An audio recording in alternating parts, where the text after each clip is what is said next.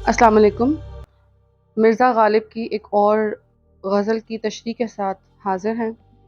तशरीह शुरू करने से पहले आप सबसे एक गुज़ारिश है कि बराए करम हमारे चैनल को सब्सक्राइब कीजिए ताकि हमें आपकी तरफ से फ़ीडबैक मिले और हमें समझ आए कि आप हमारी तशरीहात को, हमारे नज़्मों और गज़लों के पेश करने के तरीके को पसंद कर रहे हैं, ताकि हमारी हौसला अफ़ज़ाई हो और हम आपके लिए मज़ीद बेहतर काम पेश कर सकें।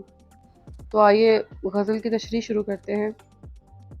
इब्ने मरियम हुआ करे कोई, मेरे दुख की दवा करे कोई। सामीन, इब्ने मरियम हज़रत ईसा अलैहिस्सलाम का लक़ब है। हज़रत ईसा अलैहिस्सलाम का मौजज़ा था कि आपके हाथ से लाइलाज मरीज़ शिफा पाते थे। आपके यहाँ मुर्दों को ज़िंदा करने का मौजज़ा भी पाया जाता था। इस शेर में इब्ने मरियम तलमीह के तौर पर नहीं बल्कि मसीहा के इस्तारे के तौर पर इस्तेमाल किया गया है कि मेरा महबूब करता होगा औरों की मसीहाई, उसका लम्स बहुत से इश्क के बीमारों को शिफा देता होगा, मगर उसकी मसीहाई मेरे किस काम की। मेरी ज़िंदगी तो मुसलसल दुखों की एक दास्तान है, मेरे गम का मदावा करने वाला तो कोई नहीं है।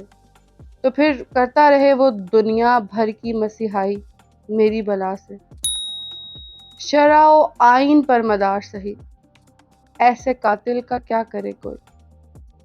शरअ और आइन यानी मजहबी और दुनियावी कवानीन में बेशक कत्ल करने वाले की सज़ा दर्ज है। बेशक तमाम कवानीन वाज़ेह तौर पर कातिल को मौत की सज़ा सुनाते हैं, मगर ऐसे कातिल का जो किसी मादी हथियार की बजाय अपनी अदाओं और नशीले नैनों के खंजर से सामने वाले का काम तमाम कर दे, कोई क्या कर सकता है। ऐसे कातिल को दुनिया की किस अदालत में पेश किया जाए, उसके जुर्म का क्या सबूत पेश किया जाए। बस ऐसे के हाथों कत्ल होकर खामोश ही रहा जा सकता है, क्योंकि ऐसे को सज़ा दिलवाने के लिए किसी किस्म की कोई दलील ही मौजूद नहीं है। तो जैसे गालिब अपने एक और शेर में कहते हैं कि डरे क्यों मेरा कातिल, क्या रहेगा उसकी गर्दन पर, वो खून जो चश्मे तर से उम्र भर यूं दम बदम निकले। सामीन, इस शेर की जो पूरी गज़ल है उसकी तशरीह हमारे चैनल पर मौजूद है। उसका लिंक मैं आई बटन में दे रही हूँ, आप ज़रूर मुलाहिज़ा फरमाइएगा। चाल जैसे कड़ी कमान का तीर, दिल में ऐसे के जा करे कोई। गालिब कहते हैं कि मेरे महबूब के अंदाज, उसका रख रखाव ऐसा है कि उससे बात करने की हिम्मत ही नहीं बंध पाती। उसकी चाल में अकड़ और गुरूर कूट कूट कर भरा है। उसके नाज और नखरे किसी तौर थमने को नहीं आते। गर्ज वो तो हर तरह से अपने आशिक का चैन लूटने को तैयार बैठा है। उसके तीरकश में अपने चाहने वालों को ढेर करने के लिए हर तरह का हथियार मौजूद है।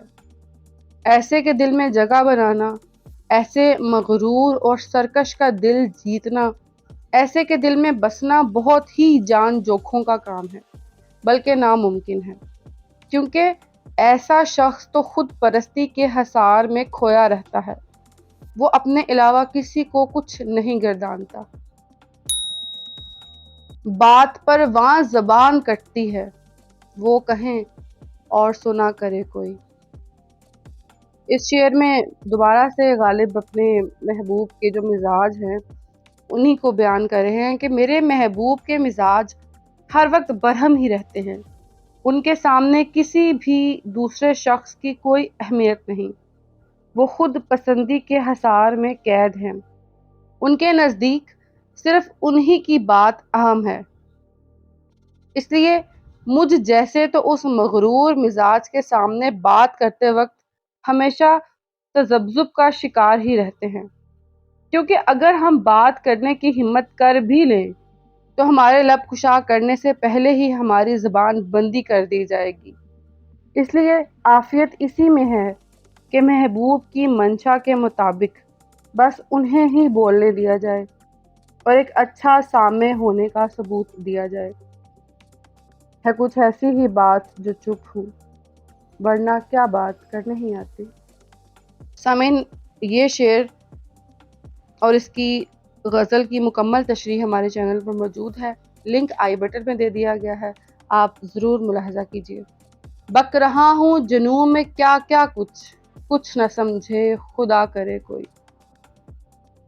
سامعین، کسی بھی انسان پر دیوانگی جب طاری ہوتی ہے تو وہ اپنے ہوش و حواس میں نہیں رہتا۔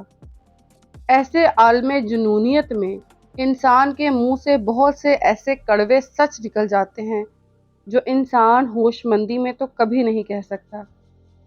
دیوانگی جب سر پہ طاری ہوتی ہے اس وقت باوجود اس کے کہ انسان کے منہ سے غلط سلط باتیں نکل رہی ہوتی ہیں، مگر انسان کو کہیں دور بہت اندر اس بات کی ہوش رہتی ہے کہ میں یہ سب جو بول رہا ہوں یہ خاصا نامعقول ہے، مگر اس سب کو روکنا چونکہ میرے اختیار میں نہیں، اس لیے خدا کرے کہ ہر کوئی میری اس اول فول کو محض دیوانے کی بات سمجھ کر نظر انداز کر دے، کوئی اس پر غور و فکر نہ کر لے، ورنہ میرے دل کے راز جو میں دیوانگی میں بک رہا ہوں لوگ جان جائیں گے۔ نہ سنو اگر برا کہے کوئی، نہ کہو گر برا کرے کوئی۔ یہ شعر بظاہر بڑا درویشانہ سا معلوم ہوتا ہے کہ اگر کوئی برا یا غلط بول رہا ہے تو سنا انسنا کر دو، اور اگر کوئی غلط کر رہا ہے تو اسے کچھ کہو ہی مت۔ اس معنی کے ساتھ تو یہ شعر نہیں عن المنکر کی صریح نفی کرتا نظر آتا ہے، مگر ہمارے نزدیک اس شعر کا مفہوم کچھ مختلف ہے۔ اس کے لیے پہلے ذرا ہم غزل کے مزاج کو سمجھنے کی کوشش کرتے ہیں۔ غزل کو پڑھتے ہوئے ایسا محسوس ہوتا ہے کہ یہ خاصے رنج اور دل برداشتہ جذبات میں ڈوب کر کہی گئی ہے۔ شاعر کو چاروں طرف غم ہی غم ہے، اس کے دکھوں کا مداوع کرنے والا کوئی نہیں ہے، اس کے درد کا حال سننے والا بھی کوئی موجود نہیں۔ لوگ اس کی حالت کا مذاق اڑاتے ہیں، اس کے بارے میں اس کے سامنے اس کے پیٹھ پیچھے غلط اور نامعقول باتیں کرتے ہیں جن سے شاعر کا دل دکھتا ہے، اسے تکلیف پہنچتی ہے۔ تو شاعر اس شعر میں خود سے مخاطب محسوس ہوتا ہے کہ لوگ تو بات کریں گے ہی، لوگوں کے نہ تو منہ بند کیے جا سکتے ہیں اور نہ ہی لوگوں کے عمل پر کوئی اختیار ہے، اختیار تو بس خود پر ہی حاصل ہے۔ اس لیے خود کے اطمینان اور دل کے سکون کے لیے یہی کرو کہ جب کوئی تمہارے بارے میں تمہارے سامنے یا تمہاری غیر موجودگی میں برا بھلا بولے تو تم اسے سنا انسنا کر دیا کرو، اور اگر کوئی تمہارے ساتھ کچھ ایسا کرتا ہے جس پر تمہیں رنج پہنچنے کا خدشہ رہتا ہے تو ایسے میں بھی تم خاموشی اپنا لو، کیونکہ اگر تم کسی بھی قسم کا رد عمل دو گے، آہ بھرو گے یا غمگین ہوگے، اس سے تم اس کرنے والے کا مقصد پورا کرو گے اور اسے تمہارے ساتھ مزید غلط کرنے کا سامان فراہم کرو گے۔ روک لو گر غلط چلے کوئی، بخش دو گر خطا کرے کوئی۔ سامعین، پچھلے شعر میں جہاں کسی کے غلط رویے، غلط عمل پر خاموشی کا رویہ اپنانے کو کہا گیا ہے، وہاں اب اس شعر میں نہی عن المنکر کے اصول کو بیان کیا گیا ہے کہ جب کوئی تمہارے ساتھ غلط سلوک کرے تو خاموشی اختیار کر لو، مگر جب کوئی تمہارے سامنے کسی اور کے ساتھ غلط کرنے لگے یا کسی بھی طرح کے غلط راستے کا انتخاب کرنے لگے تو ہاتھ پکڑ کر اسے روک لو، اسے برائی سے بچا لو۔ ایسا کرنے میں اگر پھر سے تم سے کوئی بدسلوکی سے پیش آئے تو اسے بخش دو، اسے معاف کر دو، کیونکہ وہ یہ بدسلوکی تم سے شاید انجانے میں کر رہا ہو۔ اس لیے بطور انسان تمہاری انسانیت کا تقاضا یہی ہے کہ تم اپنی طرح کے کسی دوسرے انسان کو آخری حد تک برائی کے راستے سے بچاؤ۔ کون ہے جو نہیں ہے حاجت مند، کس کی حاجت روا کرے کوئی۔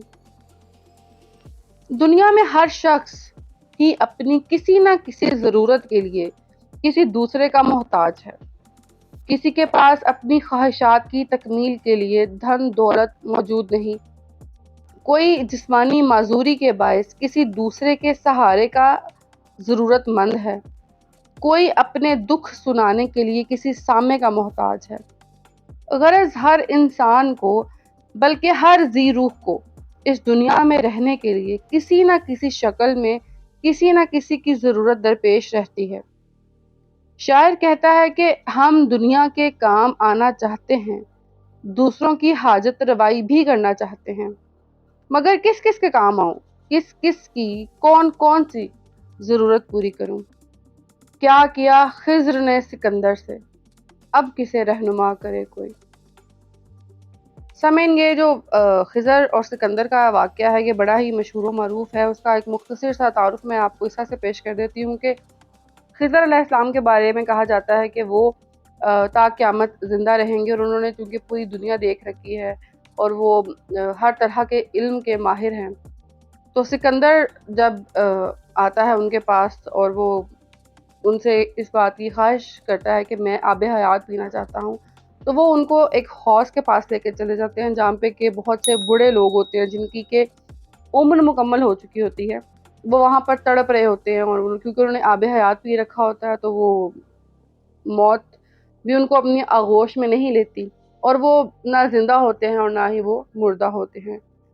तो खिज़र अलैहिस्सलाम उस वक़्त सिकंदर से कहते हैं कि अब ये फ़ैसला तुम करो यहाँ पे खड़े होके, मैं तुम्हें यहाँ तक आब हयात के पास तो मैं तुम्हें ले आया हूँ, अब इसका फ़ैसला तुम खुद करो कि तुमने पानी आब हयात जो है वो आब हयात यानी कि ऐसा पानी जो कि आपके अंदर हमेशा के लिए आपको जो है ना वो ज़िंदा रखेगा, आपको मौत नहीं आएगी। तो अब ये आप के सामने पानी है, आप चाहें तो इसको नोश कीजिए, और चाहें तो आप इसको नोश करने से आप इनकार कर दें।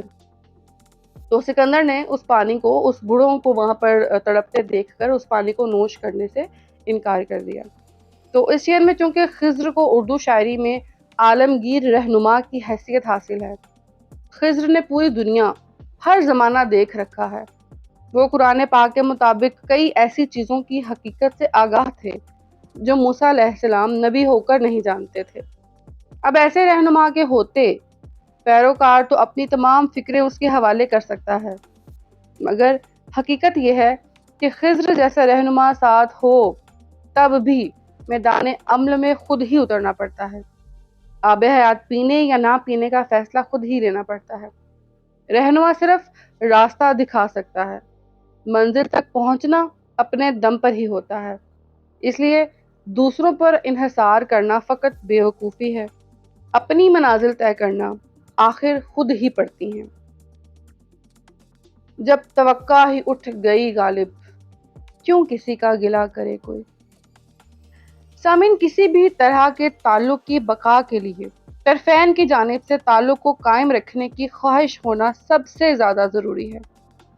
ऐसे में क्या होता है कि ताल्लुक़ कायम होने के सफ़र में किसी एक फ़रीक से कोई ख़ता सरज़द हो जाए, तो दूसरा फ़रीक नाराज़गी का इज़हार करके या शिकवा शिकायत करके पहले फ़रीक को उसकी गलती का एहसास दिला सकता है।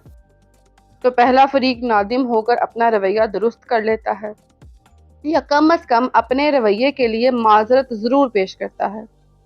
यूँ ताल्लुक़ और रिश्ता बहाल रहता है। मगर जब दोनों में से कोई भी एक फ़रीक ताल्लुक़ और रिश्ता बरकरार रखने का ख्वाह ही ना हो, ऐसे में दूसरा फ़रीक कितनी ही कोशिश क्यों ना कर ले, मगर रिश्ता कायम नहीं रहता।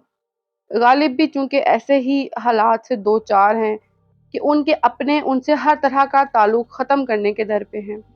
गालिब की हर तरह की कोशिश नाकाम रही, उनकी हर उम्मीद दम तोड़ चुकी है। तो गालिब अब अपनों से उनके बर्ताव, उनके रवैये का गिला करना नहीं चाहते, क्योंकि वो जानते हैं कि अब गिला शिकवा करने से कुछ भी हासिल नहीं होने वाला।